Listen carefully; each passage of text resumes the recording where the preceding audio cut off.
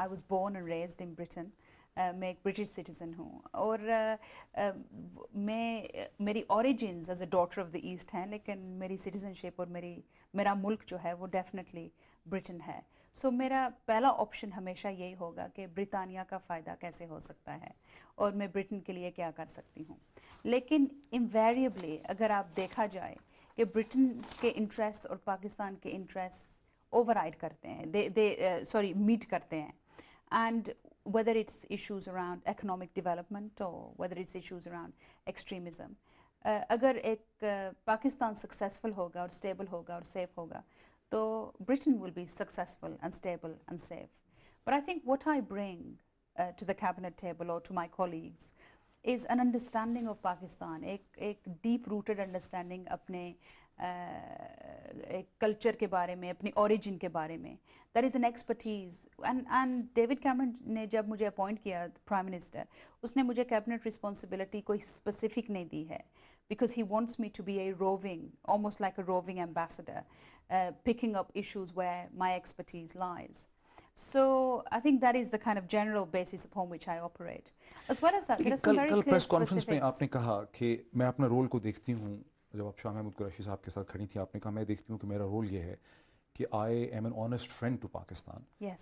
जो which can help Pakistan through difficult times, and I hope that I can live up to the expectation of the people of Pakistan. आपके अपने words हैं. Yes, absolutely. मतलब this is what do you mean by that? Well, I think that when I was appointed, उस वक्त इतने ज़्यादा MP, इतने ज़्यादा उन्होंने मेंबर्स ऑफ पार्लियामेंट और जर्नलिस्ट और सिविल सोसाइटी ने, इसके साथ साथ जनरल पब्लिक ने मुझे ईमेल्स और लेटर्स और फ़ोन कॉल्स दिए थे for my appointment. And there is an expectation actually that कि फाइनली जो है पाकिस्तान की जो पोर्ट्रेयल है वो एक पॉजिटिव लाइट में हो रही है. एंड आई थिंक कि जब आप इतनी पॉजिटिव कवरेज हो, इतना ज़्यादा प्यार, इतना ज़्यादा इज्जत आपको एक नेशन से मिले, तो फिर आपको हमेशा ये महसूस होता है कि आई होप कि मैं इस इज्जत को मेंटेन कर पाऊँ, आई होप कि इस प्यार को मैं मेंटेन कर पाऊँ, आई होप कि मैं लोगों की उम्मीद और एक्सपेक्टेशंस के मुताबिक उतर पाऊँ. And I think that's what लेकिन यहाँ जो एक चैलेंज है, जो चैलेंजिंग पोजीशन है, कि जब लोग आपको देखते हैं तो वो आपको एक नॉर्मल ब्रिटिश पॉलिटिशियन की तरह नहीं देखते, वो आपको विलियम हेग की शक्ल में नहीं देखते, वो आपको अपने में से महसूस करते हैं. एब्सोल्युटली. जिसकी वजह से आपका जो पॉलिटिकल चैलेंज है वो बढ़ जाता है, बिकॉज आप ब्रिटिश हैं, लीगली स्पीकिंग आपकी एक आइडेंटिटी है, सिटीजनशिप ऑफ ब्रिटेन की, आपने कहा मेरे ब्रिटेन के इंटरेस्ट हैं. लेकिन यहाँ लोग एक्सपेक्ट करते हैं कि वो समझते हैं आप उनमें से हैं, ठीक है, आप वन ऑफ देम, वो एक्सपेक्ट करते हैं कि आप उनके लिए भी कुछ कर पाएंगे, तो उनके लिए आप क्या कर पाएंगे? You absolutely can.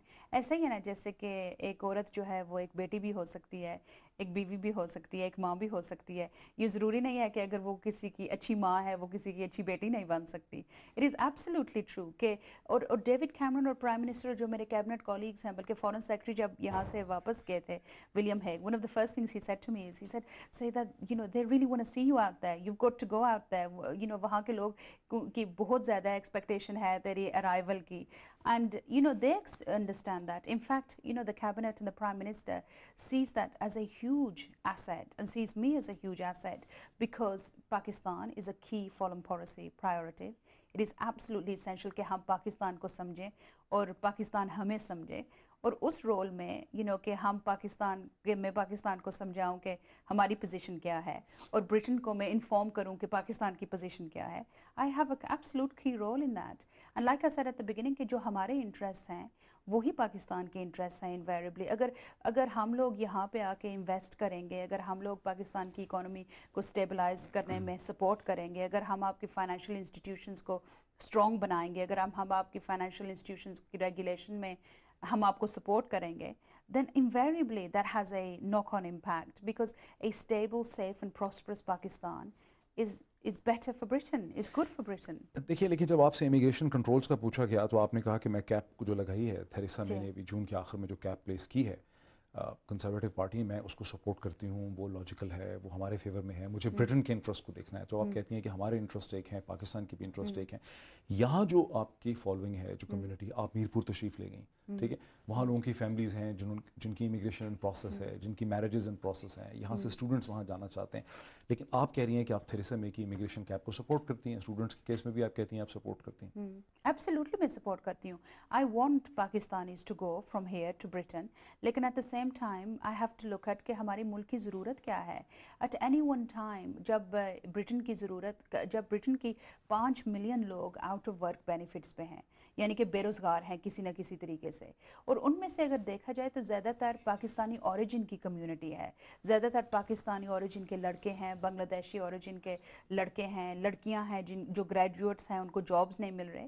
تو میری انٹرسٹ جو ہوگا وہ پہلے اپنے ملک کے ساتھ ہوگا کہ دیکھو یہ ان کے لیے جابز ہونے چاہیے. تو اگر مجھے یہ چوائس کرنا پڑے کہ ایک بریڈ فورڈ کا کوئی لڑکا ہے جس کے فیملی وہاں پہ 50-60 سال سے سیٹلڈ ہیں، کچھ چھوٹا لڑکا ہے عرفان، کوئی بھی نام اس کا لے لیں، اس کو جاب نہیں مل رہا، تو کوئی راول پنڈی کا عرفان ہے جس کو جاب نہیں مل رہا، تو میری ہمیشہ لائلٹیز جو ہیں وہ پہلے تو وہاں پہ ہوں گی. And it would be dishonest of me to say, اگر میں پاکستانی عوام کو یہ کہوں کہ دیکھو جس ملک میں میں پیدا ہوئی تھی، جس ملک میں میں پلی بڑی ہوں، جس ملک میں میں ایک مزدور کی بیٹی پیدا ہو کے میں کیبنٹ منسٹر بنی ہوں، اس ملک کو اور اس ملک کے لوگوں کو میں سیکنڈری سمجھوں گی اور پاکستان کو میں پرائیورٹی دوں گی. دیٹ از ناٹ بیرونس پاسبل. پارسی، آپ فرق یہ دیکھیں کہ امیگریشن کا یہ پریشر لیبر کے لیے بھی تھا، جی. اور امیگریشن کے سٹیٹسٹکس ہر سال کم ہو رہے ہیں. 2004 سے تھوڑے سے کم، 2005 پھر 6 پھر 7 تھوڑا سا اس میں آیا، لیکن بائی اینڈ لارج وہ کم ہوتے چلے آ رہے ہیں. لیکن جو آپ کی گورنمنٹ جو ہے، جو کنزرویٹو جو امیگریشن کیپ پلیس کر رہے ہیں، یہ لیبر نے پلیس نہیں کیے، یا آپ لوگ پلیس کر رہے ہیں اور آپ اسے سپورٹ کر رہی ہیں. لیکن اگر آپ ملک کے حالات دیکھیں، وہ برٹن کے تو وہی تھے نا. نہیں، اگر آپ ملک کے حالات دیکھیں، الیکشن سے پہلے بھی وہی تھے. اگر آپ ملک کے حالات دیکھیں، جو ڈیٹ کی کرائسس لیبر گورنمنٹ ہمیں دے کے گئی ہے، اگر آپ یہ سمجھیں کہ اس وقت ہم اپنے قرضے پہ سود جو دے رہے ہیں، جو انٹرسٹ پیمنٹس دے رہے ہیں، وہ زیادہ ہے بنسبت جو ہم اپنے بچوں کی تعلیم پہ خرچ کر رہے ہیں. That is the state of the country. اور اس وقت ہماری جو ایمرجنسی بجٹ ہم نے پبلش کی ہے، اس میں ہم نے کہا ہے کہ ہر گورنمنٹ ڈپارٹمنٹ میں other than international aid, and again that is something I will come on to, other than international aid اور NHS نیشنل ہیلتھ سروس جو ہمارے ہاسپٹلس ہیں، ہر بجٹ کو تقریباً 25% کے کٹس ہوں گے.